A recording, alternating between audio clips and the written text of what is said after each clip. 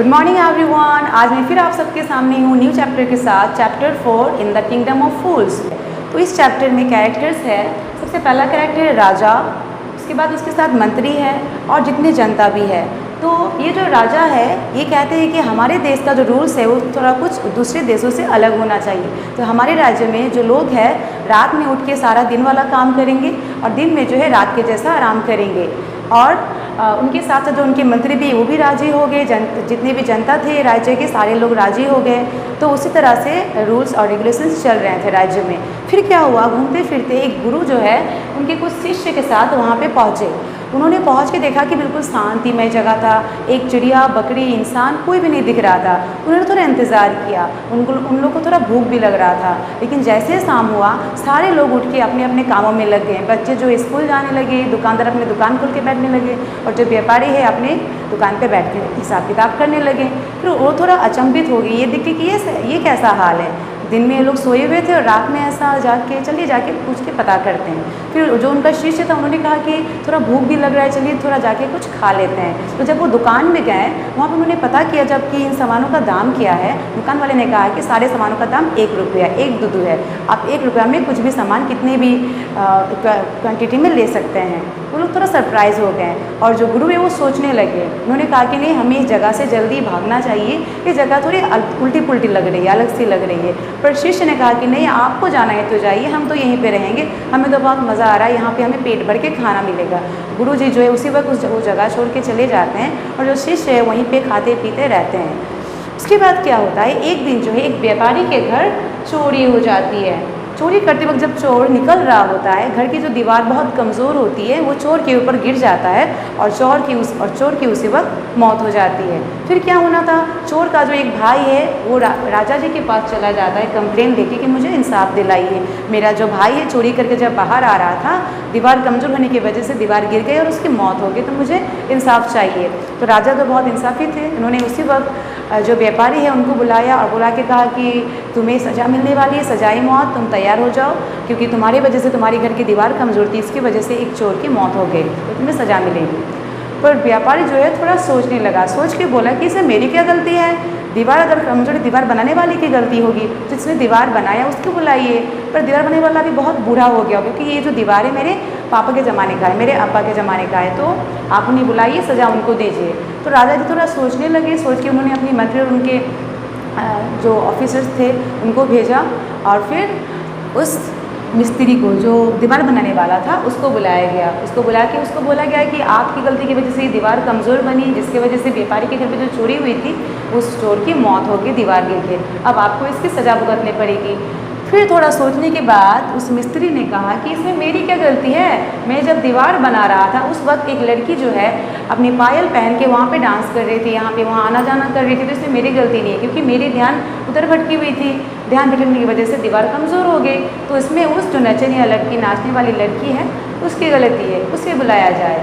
फिर जो मिस्त्री बोलता है कि पर वो जो नाचने वाली लड़की है बहुत बूढ़ी हो गई होगी और मैं उसका घर भी पहचानता हूँ। फिर उसे वहाँ ले जाया जाता है मंत्री के साथ, उसको वहाँ से ले आया जाता है राजा के पास। राजा जी फिर उस लेडीज़ को बोलते जो बहुत बूढ़ी हो गई थी, उनको बोलते हैं कि आपकी गलती की वजह से आप जब डांस कर रहे थे और जो दीवार बना रहा था मिस्त्री, आपको देखते हुए दीवार बना रहा था और वो दीवार इस व्यापारी का घर था जहाँ पे चोरी हो रही थी। चोरी करते हुए दीवार गिर गई और उस चोर की मौत हो गई, तो इसकी सज़ा आपको भुगतनी पड़ेगी।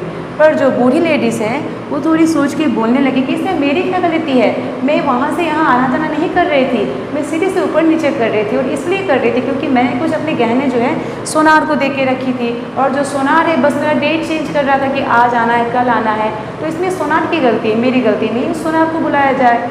फिर राजा थोड़ा सोचने के बाद उस सोनार को बुला के लाते हैं।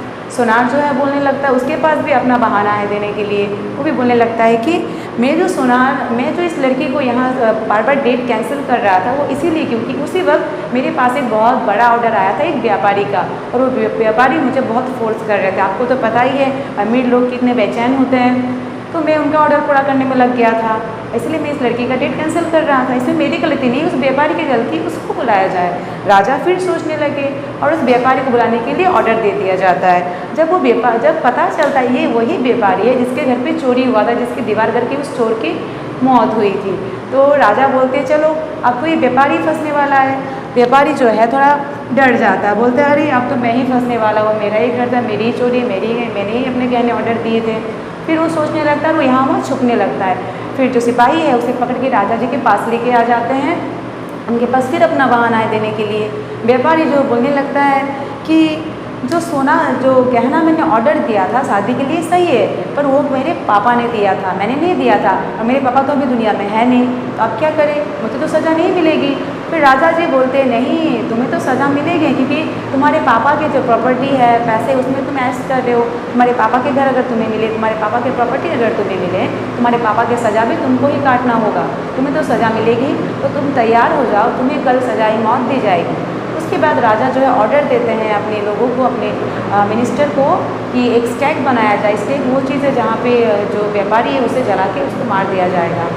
तो स्टेक बनाने के लिए तैयार कर दिया जाता है। फिर जब स्टेक बन के तैयार होता है, राजा बोलते हैं कि स्टेक तो थोड़ा बड़ा लग रहा है, चौड़ा लग रहा है, और जो व्यापारी है वो तो बहुत पतला है, वो तो इसमें फिट नहीं आएगा, अब क्या किया जाए। अब इसमें फिट करने के लिए एक मोटा आदमी चाहिए। फिर जो मंत्री है अपने सिपाहियों के साथ अपने राज्य में एक मोटा आदमी को ढूंढने लग गया। ढूंढते ढूंढते वो जो शिष्य आए थे गुरु के साथ, उनमें से एक शिष्य मोटा दिखा, और उसे वो पकड़ के राजा जी के पास लेके आ जाते हैं। शिष्य जो है बहुत डर जाता है और बोलने लगता है कि मैंने क्या किया, मुझे आप लोग क्यों ऐसे पकड़ के क्यों लेके आ गए। राजा बोलते तुम्हें सज़ा मिलने वाली, ऐसा ऐसा हुआ था, और तुम्हें कल सजाए मौत दी जाएगी। उसे सब कुछ एक्सप्लेन करते हैं शॉर्ट में।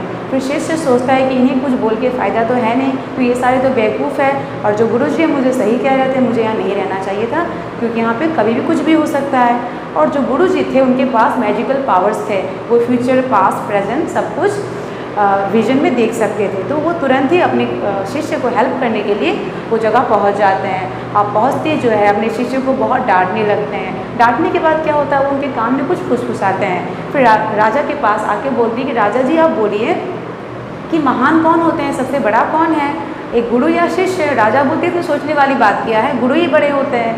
तो गुरु जी बोलते कि तो सज़ा मुझे दीजिए, मुझे इस स्टेक में जलाइए। तो फिर उसी वक्त फिर जो शिष्य है वो आके बोलता है नहीं आप मुझे पकड़ के लाए थे, मुझे दीजिए, मुझे जलाइए, मुझे सजा दीजिए। फिर जो गुरु और शिष्य है आपस में लड़ने लगते हैं। ये देख के राजा बोलते हैं आप लोग लड़ क्यों रहे, भला मरने के लिए कोई लड़ता है क्या, जरूर इसमें कोई खास बात है, कोई मिस्ट्री है इसमें, मुझे समझाइए आप लोग। जो गुरु जो है सबके सामने तो नहीं बोलते हैं, राजा को एक कॉर्नर में ले जाके समझाते हैं कि राजा देखिए ये जो आपने स्टेक बनाया ना, ये स्टेक बहुत खास है, बहुत पवित्र है। इसमें जो सबसे पहले मरेगा ना, इसमें ये राज्य का ना फ्यूचर किंग बन के पैदा होगा, और जो सेकंड मरेगा इसमें जो तो बाद में मरेगा वो मिनिस्टर बन के पैदा होगा, मंत्री बन के पैदा होगा। तो अब आप ही सोचिए कौन इस राज्य का राजा नहीं बनना चाहेगा, इसलिए आप मुझे पहले मारिए और मेरे बाद मेरे शिष्य को मार दीजिए। इसमें राजा जी तो थोड़े सोच में पड़ गए और बोला कि एक काम करते हैं, आप लोग की सज़ा कल के लिए पोस्टपोन कर देते हैं, आप लोग की सज़ा कल होगी, तब तक के लिए आप लोग को जेल में डाला जाता है, और मुझे सोचने के लिए टाइम दीजिए क्या करना है। फिर क्या होता है, राजा जी जो है जेल में जो सिपाही है उनको जाके समझा देते हैं कि रात में जो है गुरु और शिष्य को चुपके से छोड़ देना है, उनकी जगह जो भी लोग रहेंगे उनको सजा दे देना स्टेक में। फिर क्या होता है, रात होती है, गुरु जी और शिष्य को आज़ाद कर दी जाती है, और उनकी जगह जो लोग रहते हैं उन्हें सजा दे दी जाती है। सुबह जब होता है तब जनता जो है परेशान हो जाती है लाशों को देख के, क्योंकि वो जो लाश है वो गुरु और शिष्य की नहीं थी, वो उस राज्य की राजा और मंत्री की थी। ये देख के सब परेशान हो गए, बोलने लगे ऐसा कैसे हो गया, अच्छा जो भी हुआ लेकिन आगे हमारे राज्य को चलाएगा कौन, हमें कोई तो चाहिए अच्छा राजा चलाने के लिए इस देश को, इस राज्य को। फिर क्या होता है, उनमें से एक आदमी बोलते हैं नहीं वो जो गुरु जी थे ना बहुत ही बुद्धिमानी लग रहे थे, उन्हें बुलाते हैं, उन्हें कहते रिक्वेस्ट करते ये राज्य चलाने के लिए। फिर सब लोग सारे जनते जाते हैं उनके पास रिक्वेस्ट करने के लिए कि आप हमारा राजा बन जाइए, और जो आपका शिष्य है उनको हमारा मंत्री बना दीजिए। शिष्य जो है तुरंत जो है तैयार हो जाते हैं कि हाँ मैं मंत्री बनने के लिए तैयार हो, क्योंकि उसको तो खाने का बहुत शौक है, खाना वहाँ पर उसको कम दाम भी मिल रहा था। पर जो गुरु जी हैं वो थोड़े परेशान हो जाते हैं, बोलते नहीं मैं यहाँ दोबारा फंसना नहीं चाहता हूँ, क्योंकि यहाँ पे सब नियम उल्टा पुल्टा है, मैं यहाँ का राजा नहीं बनना चाहूँगा, लेकिन बनूँगा लेकिन एक ही कंडीशन में, अगर आप अपने नियम को चेंज करते, जैसे बाकी देश चलते हैं वैसे अगर ये देश भी चले तो मैं राजा बनने के लिए तैयार हूँ। फिर क्या होना था, गुरु जी को राजा बना दिया जाता है, और जितने भी जो नियम थे उल्टे पुल्टे सबको सीधा कर दिया जाता है। फिर वो देश आराम से चल रहा था, बाकी जैसे देश चलते हैं। सो आई होप आपको ये कहानी समझ में आ गई होगी। तब तक के लिए टेक केयर, बाय, अस्सलाम वालेकुम।